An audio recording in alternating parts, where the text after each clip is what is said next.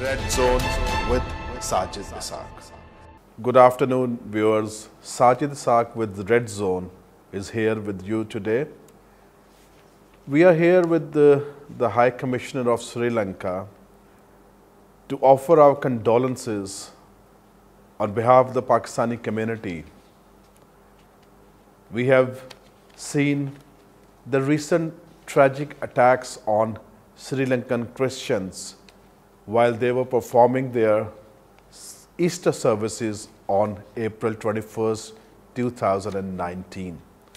There were around 8 attacks, consecutive attacks in one day, where we have lost more than 350 precious lives. And today we are here to speak on this incident and also share the condolences of Pakistani community and Christians of Pakistan. As you know, it is an international wave of terrorism, and they use religion to justify their violence, to justify their hatred, to justify injustices, but in reality, no religion teaches violence. No religion teaches killing of innocent people.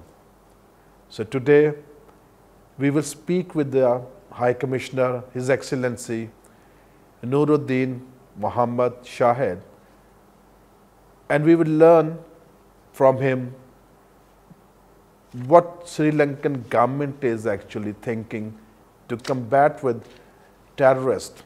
Today, the whole world is standing beside Sri Lankan nation, and we pray for the departed souls that they may get eternal peace. And we also remember the victim families who have lost their dear ones and near ones. It is time to reflect on our deeds, what we are contributing to bring in peace, interfaith harmony, equality, justice in this world.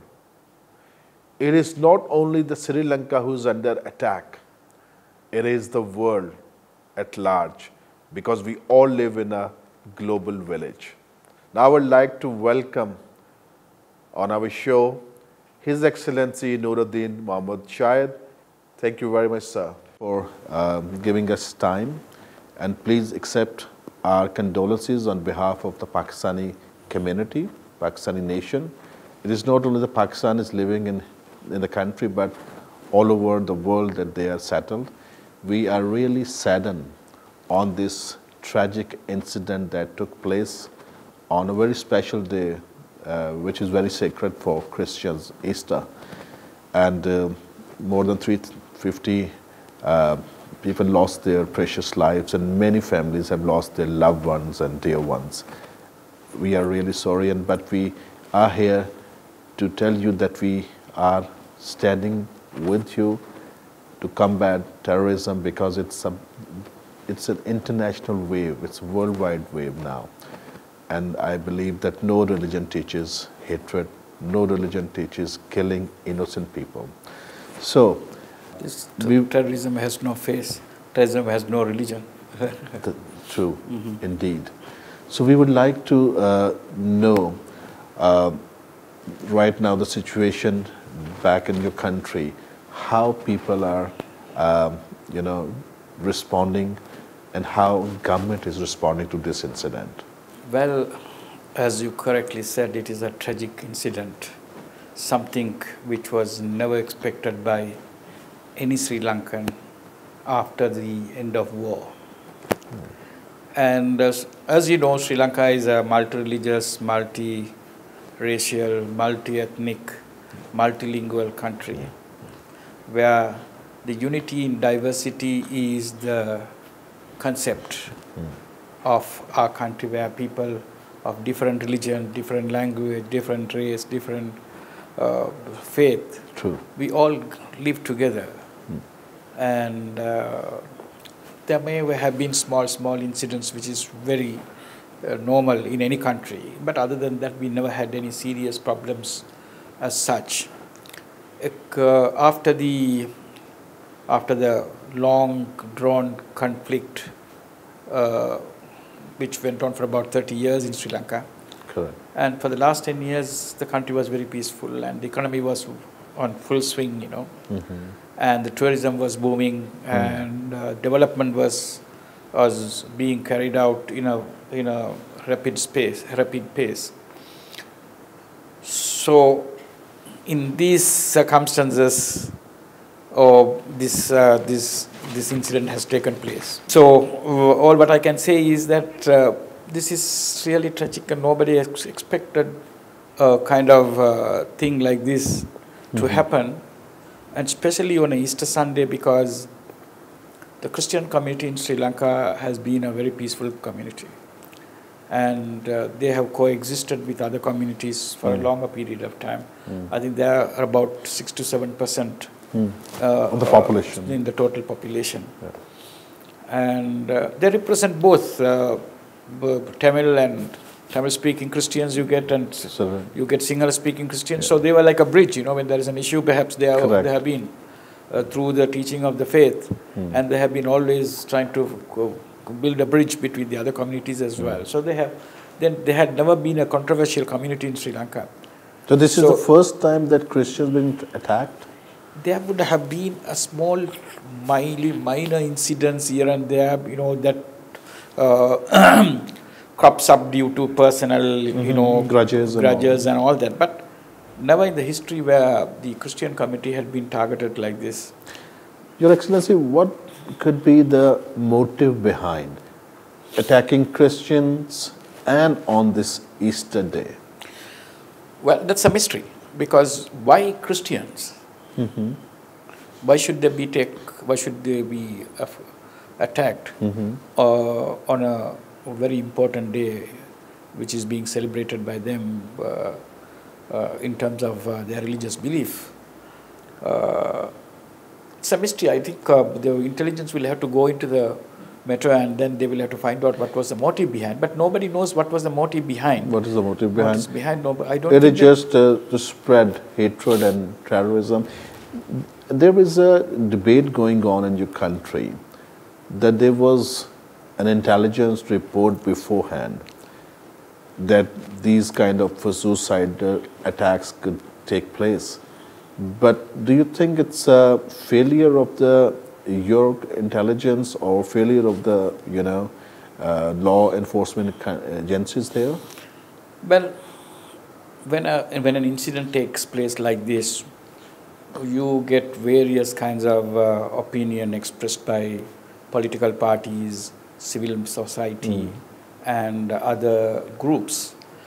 So, what I can see is that I also see from the news and media that some information had been there, and whether the intelligence had not acted upon it.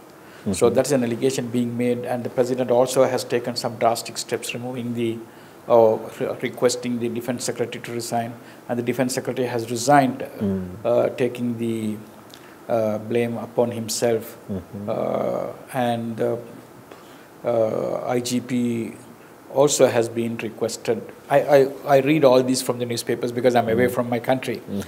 But all what I'm saying is that one has to wait to get at the truth, because I feel that this cannot be done by a smaller group which they have identified. They have accepted the responsibility, taken the responsibility, but do you think that particular small group has the capacity to perform such a big event? But that's my question as well, because this smaller group or a little known group or an unknown group, could it have the capacity of this kind of magnitude or a scale of attack? It's little difficult to believe that smaller group could have done it. So do you think there are actors behind this? There may be some larger group behind them. ISIS also says that they have? Well, ISIS, but as far as I'm concerned, but I have, seen some of those attacks by ISIS group, but they used to take responsibility immediately after the incident. But in this instance, they had to wait about 72 hours. 72 hours. So that is a matter, that is also another matter which has to be taken into consideration, whether in fact ISIS is responsible.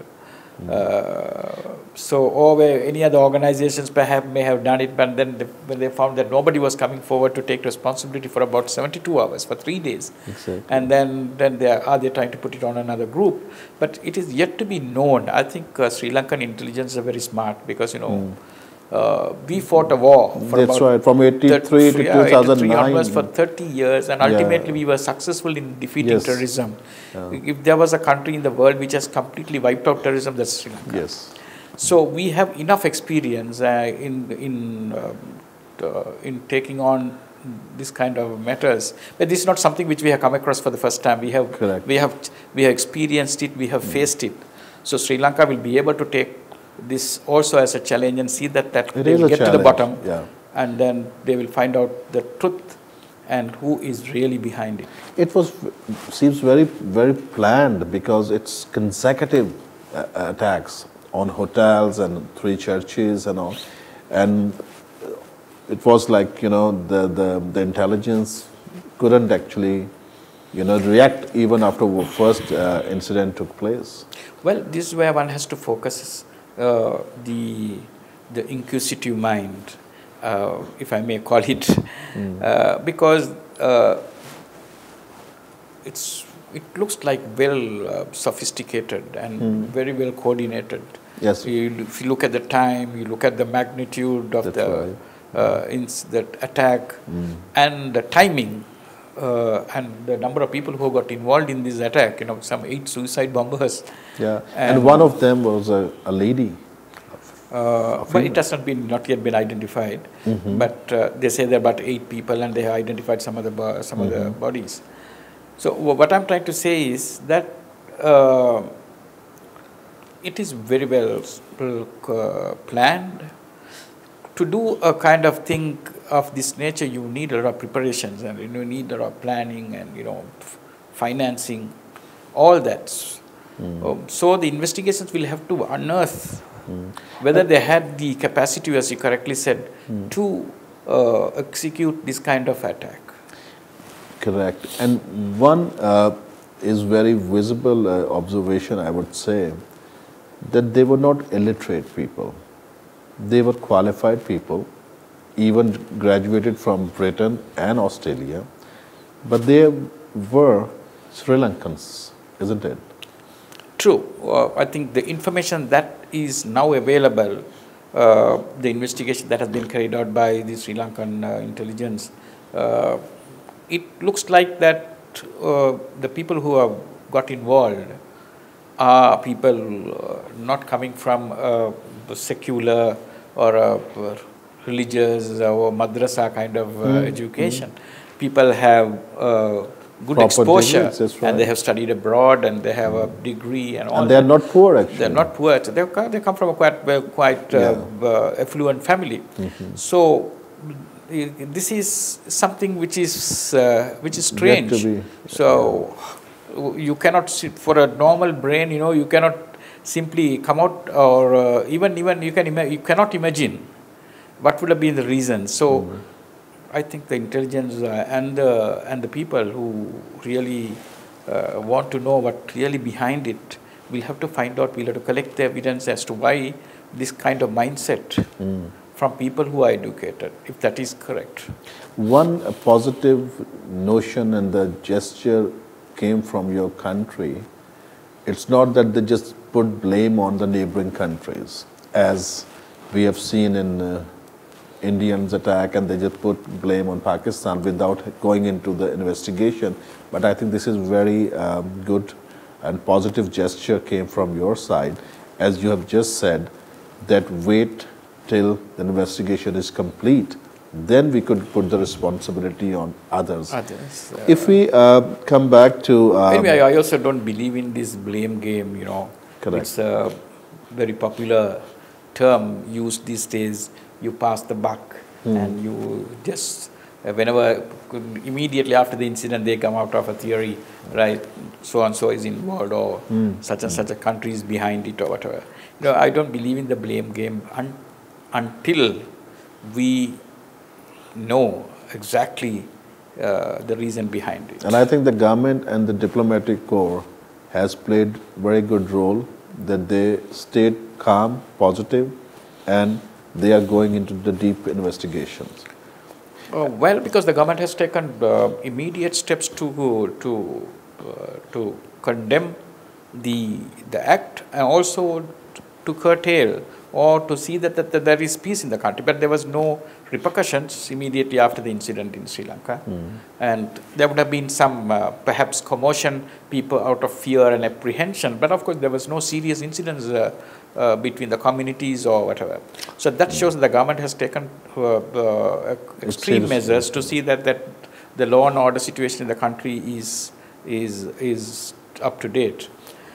On the other hand, I also feel that the cardinal, the Archbishop of Sri Lanka, has been an exemplary person, and the statements that he made, the speeches that he made after the incident, really attracted the minds of the people. I mean, he really addressed to the brain, straight to the head of the people, that this is, you cannot simply point or pass the blame to a particular community until you find out the truth. Indeed. So indeed, I think hats off to him, and he really played a vital role in keeping the turbulent situation in the country under control. Yeah, and the state and the cardinal and the archbishop, I think, showed maturity. Exactly. Maturity. Not only maturity, showed diplomacy, maturity, and statesmanship as well.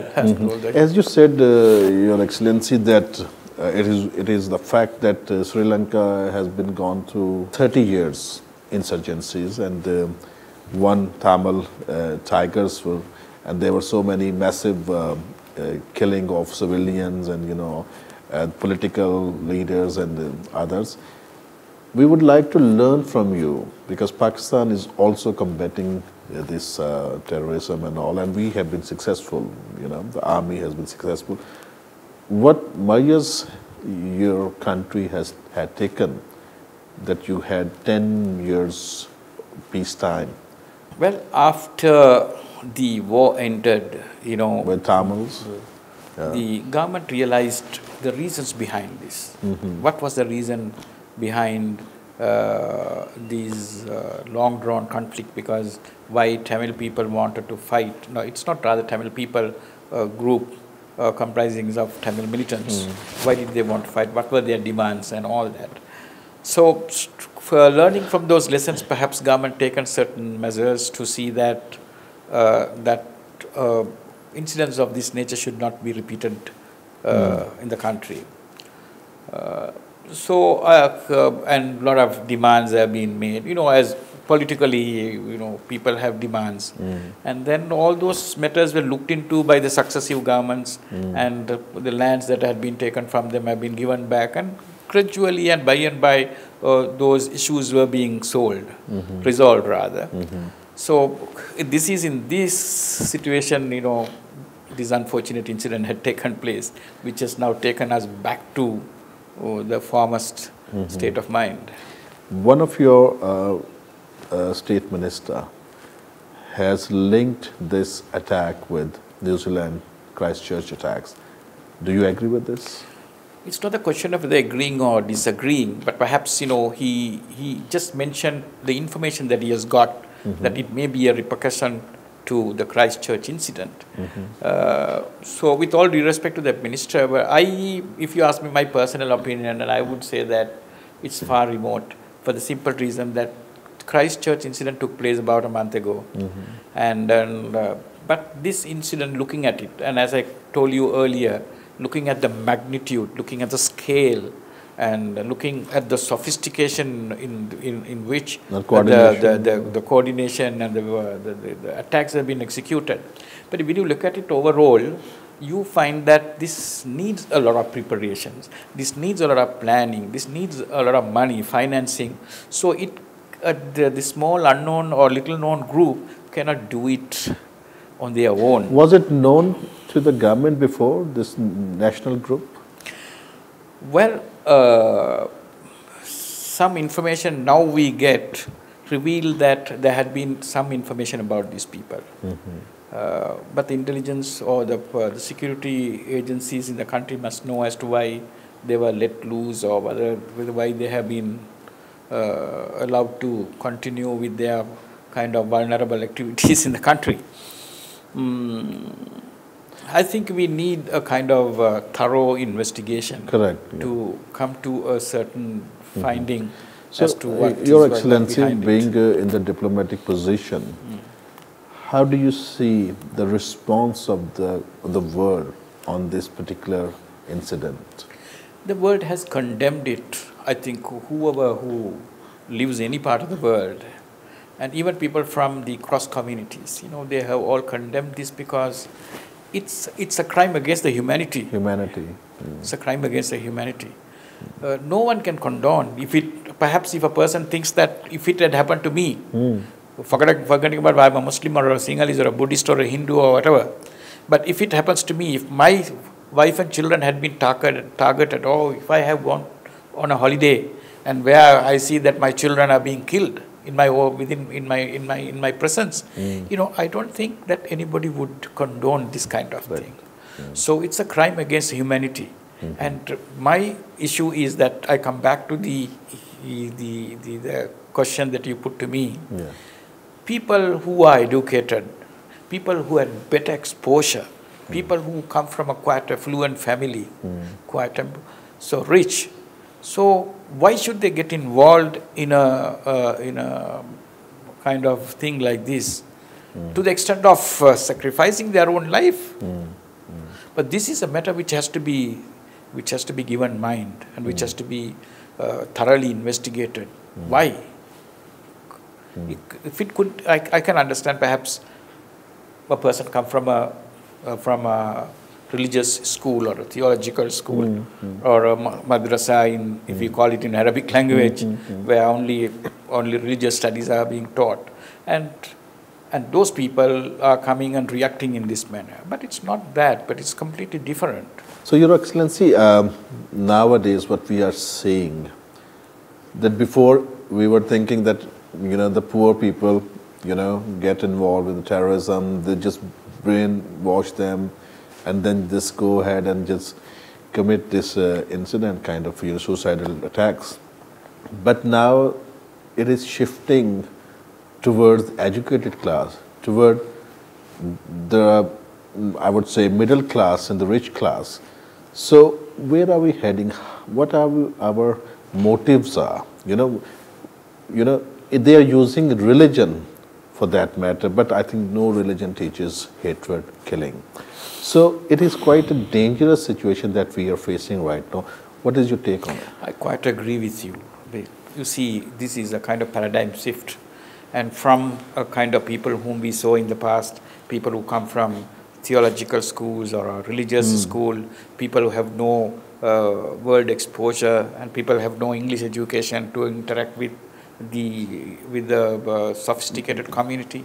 There were times where we saw that kind of people getting into this kind of incidents. But now what we have seen from Sri Lanka is totally different. And according to the information that is available, that the guys who have sacrificed their lives as suicide bombers are guys who have received education in Western countries. Correct. And they've gone to the best of universities. Yes. And they've got degrees. So why? It is a question now the world has to focus, and the world will have to find an answer. If you do not find an answer to this question, I think the whole world will be in disaster. It is indeed quite a alarming situation. And the youth is actually moving towards their teachings. And also the females getting involved. Correct. Before it was not so. And a lot of young, educated girls or females, they are also getting involved in this kind of thing. So this is a matter. This is a matter now. The world has to focus its attention and find out why it is. Do you think that the countries also need to start dialogues with ISIS as they started with Taliban's? Well, I don't know much about these ISIS.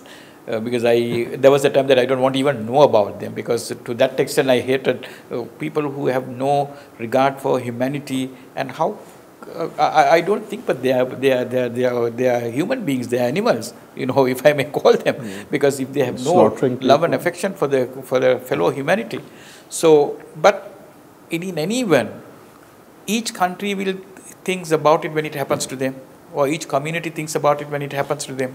So the world will have to open its eyes, and they have to say that today, if they have taken upon a peaceful community which had existed, which had lived in Sri Lanka with other communities for centuries, and if they have been taken on a day like this, but it can happen in any other countries. It can happen in America, it can happen in Russia, it can happen in any other superpower countries. It's not that easy. So if they can attract educated people, if they can attract people with worldly exposure, and if that is happening, so it's no rocket science for them to enroll educated people in other countries. Your Excellency, after this attack, your country very well know and the world knows that there is a presence of ISIS in Sri Lanka. Was it a failure of the intelligence agencies there that they were not able to identify their... I'm unable to comment on this for the simple reason, I, as a lawyer who always try to look at the opposite side when something is presented to me. But in this instance, the presence of ISIS, whether the Sri Lankan intelligence had knowledge, whether they have not looked into the matter, is a matter that has to be looked at by the government, because it's a serious issue for the government now. So the government will have to find an answer. In the past, Sri Lankan army and the Pakistan army used to have exercises together in Pakistan, and they still have. Do your country or your diplomatic corps think that there is a need that you can ask Pakistan to help in the investigation and all? Well, Pakistan had been a brotherly country, and they have been immense of support during the war between Sri Lanka and the extremist group in Sri Lanka. And I must say, and it is true, and it has been admitted even by the leaders of my government, by country, that if not for the support of Pakistan, perhaps we would not have been able to combat terrorism in Sri Lanka. So to that extent, Pakistan had been so helpful. And I suppose, even after this incident, the Foreign Secretary contacted me twice, and the Prime Minister himself has spoken to the President of Sri Lanka and the Prime Minister of Sri Lanka, and the Foreign Minister was overseas, he was in Japan, and then he has called for a press conference and has condemned it, and he also had engaged the Foreign Minister of Sri Lanka and expressed their condemnation. So Pakistan had been very, very truthfully, their feelings were with Sri Lanka, as usual. So even in this instance, definitely I feel that perhaps if Sri Lankan government needs any such assistance from Pakistan, and it won't be a big issue, because they are already in touch, and the Foreign Minister is supposed to go on the 3rd and 4th of May to Sri Lanka, and his trip is on, and so I think that all these matters will be discussed at a high level, and any bilateral cooperation will be discussed. And Your Excellency, it is not only the government and the army of Pakistan, but the whole nation is standing with Sri Lankan nation, and we consider Sri Lanka as our brethren country, and we wish that the government of Sri Lanka could reach to the conclusion, and these terrorists should be held accountable for what they have done. Would you like to give any message to our Pakistani community? Thank you, but I totally agree with your sentiments. Perhaps looking at the reaction of the people from all walks of life, from diplomatic community, from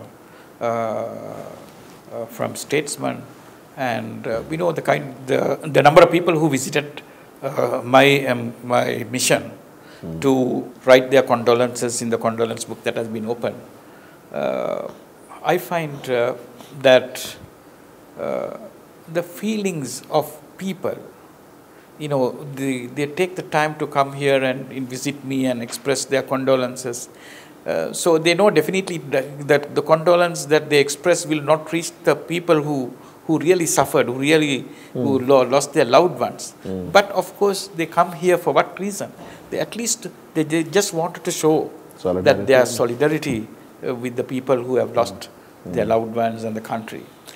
So in these circumstances, I say that the world community will have to get together. Now we are speaking about globalization.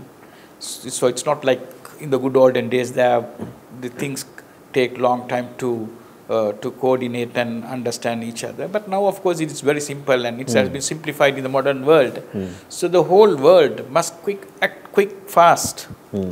They must they have to be united to act and see the bottom of it. What is this? This is the first time that we have come across where people who are educated, people who had better exposure, and people who come from affluent families, and they have got involved in this kind of thing. Why? And what was the reason? And that has to be found out. And I hope the whole world community will get together in this tedious task. Thank you. Our last question before we close. What has been the role of OIC on this issue so far? Well, the OIC countries in Sri Lanka, they have gone collectively and met the Archbishop and expressed their condemnation and also expressed their condolences. I think the OIC must take some steps in the direction of damage control. And by supporting the community, the Christian community, people come from very poor segment, and in rebuilding the churches which have been damaged by this by this attack. So I think that the OIC must come forward and see that they are setting an example in damage control exercise. Your Excellency, thank you very much for your time. Thank you. God bless you, sir. Thank you very much. Thank you.